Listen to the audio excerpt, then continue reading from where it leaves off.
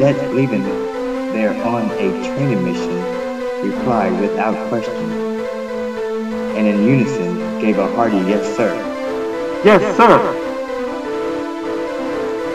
Coupe turned to 42 with surprise. 42 looked back at Coupe with the same surprise. Damn, Coupe and 42 said simultaneously. They slapped each other high five. 09 for 800 hours. Coupe, reviewing the approaching meteor shower, asked 42, "What do you think, 42?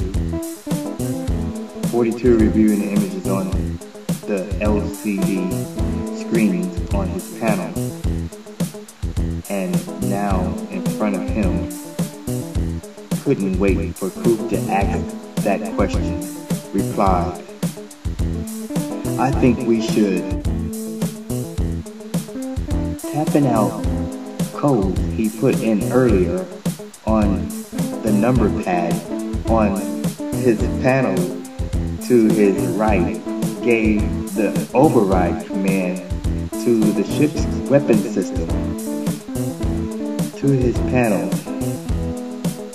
Without waiting for an order, he opened fire on the big rocks. The crew was shocked in seeing the whole thing on the monitors and right in front of them. Supplies an excellent view of the action, with the ship's laser cannon fired in the direction of the oncoming meteors, which was now 2 minutes from impact. The ultra-powered laser blasted these meteors into cinders on impact. Again he fired on the meteors in a second direct hit, reducing ice-cold meteors as big as the island of Manhattan into dust. Before Coupe had a chance to holler stop. 093,500 hours. They're in the thick of it now, as chunks of large debris from the shattered meteor hits the energy shield of the ship, protecting its almost indestructible hulls are. Needless to say, the crew was in panic, but they could not show it. Not to each other, not to the commanding officer, who was sitting directly behind them. They tried not to flinch as huge bits of debris the size of planes, trains, and automobiles hit the energy shield of the ship.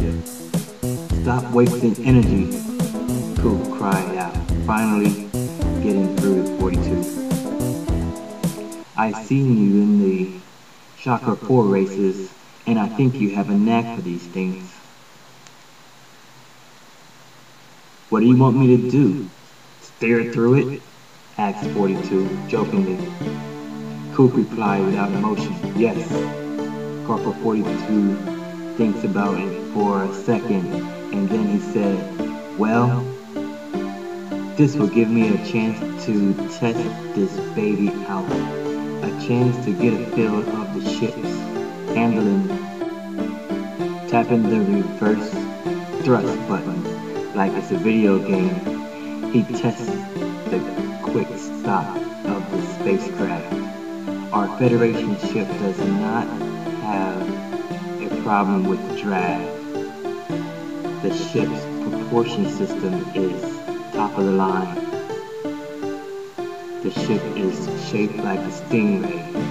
It looks cool flying through space.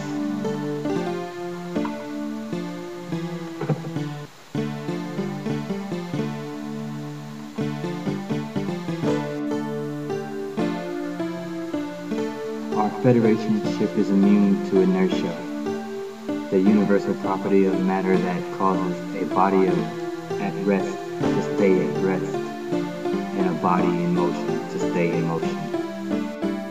Our ship has an inertia counselor, a sort of high-tech seatbelt that keeps everything in our fast-moving ship from going through the windshield.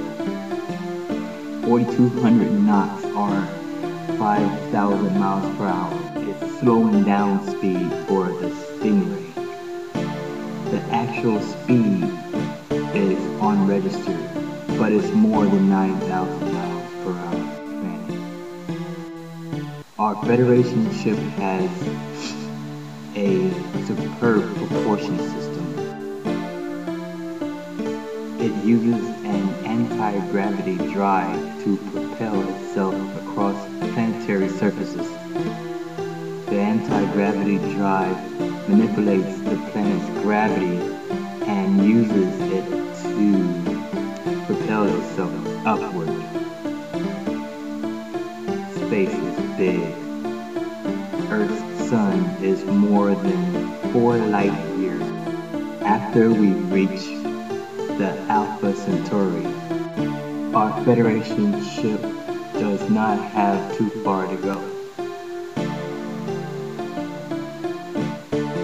The Stingray is so far still unmatched in its turning ability. The Class C Federation assault vessel with its twin nuclear turbine engines make for excellent acceleration. Intergalactic warfare ships are uniquely designed to support assault from other such vessels and against defending positions on the planet. They include several types of vessels designed to execute specific missions during intergalactic operations.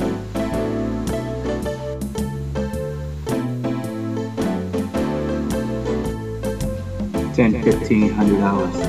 The crew is still in big query after 42's astronomic stunts. They definitely did not sign up for this. The ship's navigator, First Lieutenant Glenn Teo, an amphipod, cold-blooded vertebrates, and many characters between fish and reptiles, and having gills, aquatic larvae to air-breathing adults, was already to throw in the towel when he was blinded by sharp light coming from behind one of the huge flying rocks. It was a distant star, a 5-million-year-old sun, which supported 4 gas giants. Then everything went dark. Teo's whole life started to flash before his eyes when it was cut short by Lieutenant Commander Epsilon. Lieutenant Commander Epsilon is the ship's science officer, programmed with such knowledge concerning the physical world and the paranormal. Her mechanical automaton voice broke through the silence like glass. She had a problem with her voice. Sir, the solar system at Vector 347 shows to be unstable. Sir, I recommend we leave this area of space. That's all Teo needed to hear. Then, from out of the darkness, a big rock hit the ship with such a force it knocked out all the lights. The ship's engineer, Major Jonathan Maxwell, immediately sprung into action, rerouting the life support of the lower deck to power the lights. The lights came back on. Maxwell turned to Coupe. Sir, the ship's shields are down 20%. Sir. 10 by 500 hours. Finally, clear space.